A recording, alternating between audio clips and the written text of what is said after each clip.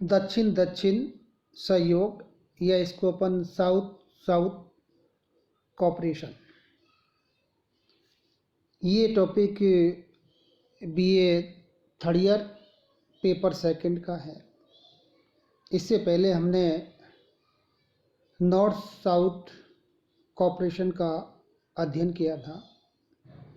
जैसा कि हम जानते हैं कि आज आर्थिक एवं राजनीतिक क्षेत्र में दुनिया दो भागों में बटी हुई है, उत्तर और दक्षिण। उत्तर अमीर देशों का प्रतीक है और दक्षिण अर्थात विकासशील देशों का प्रतीक है। दक्षिण दक्षिण सहयोग का क्या अर्थ है, इसके ऊपर हम चर्चा करने जा रहे हैं। दक्षिण दक्षिण सहयोग से अर्थात विकासशील देशों के मध्य आर्थिक सहयोग के लिए विचार विमर्श अथवा आपसी सहयोग के आधार की एक खोज करना है।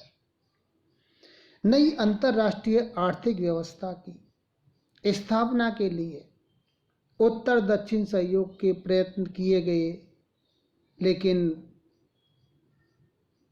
धनी विकसित देशों की हठधर्मिता एवं आइडियल रुख के कारण कोई उत्साहजनक परिणाम नहीं निकला और विकासशील देशों की निर्धनता बढ़ती गई, ऋण का भार बढ़ता गया, बजट घाटा बढ़ता गया और व्यापार में इनबैलेंस हो गया। उत्तर दक्षिण सहयोग की मृग मरीचिका के पीछे भागने के बजाय दक्षिण के गोलार्ध यानी कि विकासशील राष्ट्रों ने अपने शीघ्र आर्थिक विकास के लिए दक्षिण दक्षिण सहयोग पर जोर देना प्रारंभ किया। आज दक्षिण का उदय अभूतपूर्व गति से हुआ है। उदाहरण के लिए 1 बिलियन से ज़्यादा जनसंख्या वाले चीन और भारत का आर्थिक उत्पादन, जिसके कारण 20 वर्षों से कम प्रति व्यक्ति निर्गत दोगुना हो गया। ऐसा आर्थिक बल जिसने औद्योगिक क्रांति से ज़्यादा बड़ी जनसंख्या को प्रभावित किया।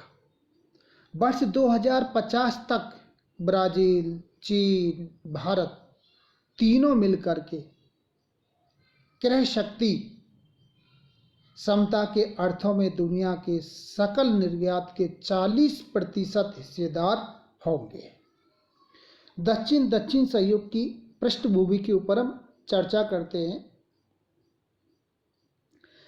कि दक्षिण दक्षिण सहयोग का वास्तविक सूत्रपात यानी कि शुरुआत सन 1968 में नई दिल्ली में आयोजित द्वितीय अंगटांग के सम्मेलन में विकासशील राष्ट्रों के आपसी सहयोग की आवश्यकता पर बल देने का प्रयास किया। इसके बाद दक्षिण दक्षिण सहयोग की अवधारणा पर सन 1970 के लुसाका सम्मेलन में विचार विमर्श हुआ। सन 1974 में संयुक्त राष्ट्र संघ की महासभा ने जब नई अंतर्राष्ट्रीय अर्थव्यवस्था का आह्वान किया तो विकासशील राष्ट्रों के आपसी सहयोग का विशेष उल्लेख किया गया था। तत्पश्चात 1975 के लीमा में हुए विदेश मंत्रियों के सम्मेलन एवं कोलंबो में सन 1976 में हुए निर्गुट सम्मेलन तथा चौथे अंगटांग सम्मेलन 1976 में इस प्रकार के सहयोग की अवधारणा की पुष्टि की गई।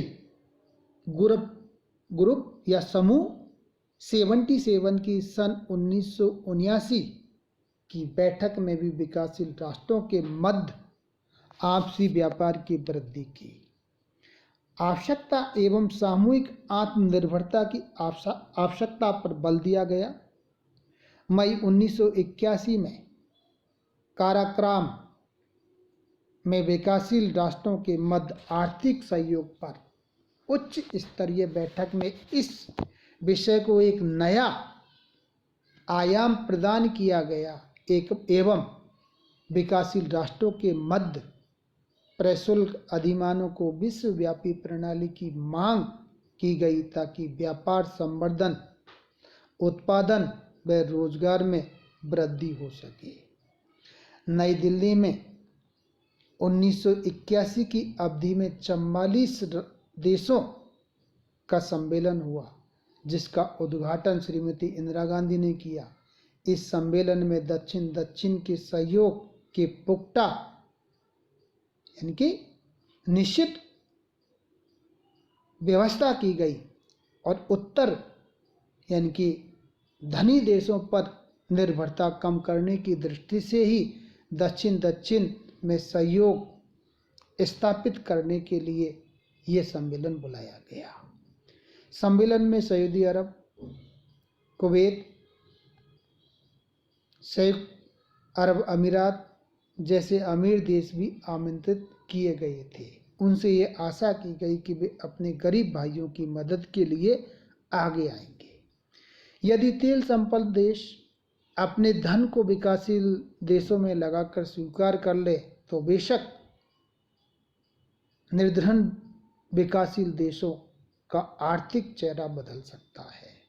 अक्टूबर 1942 में G77 के मंत्रियों ने न्यूयॉर्क में एक घोषणा की कि विकासशील राष्ट्रों के मध्य प्रशुल्क अधिमानों की स्थापना पर वार्ता प्रारंभ की जाएगी। इस कार्यक्रम का उद्देश्य विकासशील राष्ट्रों के मध्य आपसी व्यापार अधिमानों एवं दीर्घकालीन समझौतों जैसे प्रत्यक्ष उपाय अपनाकर उसके आपसी व्यापार में वृद्धि करना था। गुटनिरपेक्ष देशों के हरारे शिखर सम्मेलन 1986 में उत्तर दक्षिण संवाद के स्थान पर दक्षिण दक्षिण संवाद या सहयोग की आवश्यकता स्पष्ट रूप से प्रतिपादित की। रॉबर्ट मुगाबे ने स्पष्ट कहा कि दक्षिण दक्षिण सहयोग और सामूहिक आत्मनिर्भरता को बनाए रखने के लिए अंतर्राष्ट्रीय आर्थिक संबंधों में सुधार लाना संभव नहीं। दक्षिण दक्षिण सहयोग को बढ़ावा देने के लिए उत्तरी कोरिया ने विकासशील देशों के वित्त मंत्रियों की बैठक का निर्णय लिया गया। यह बैठक उत्तरी कोरिया की राजधानी 9 जून 1987 को शुरू हुई और दक्षिण दक्षिण सहयोग और सामूहिक आत्मनिर्भरता पर बल दिया गया। 1987 में ही दक्षिण आयोग का निर्माण किया गया, जिसका उद्देश्य विकासशील राष्ट्रों के आपसी सहयोग को नई दिशा देना एवं समन्वय स्थापित करना था। धन्यवाद।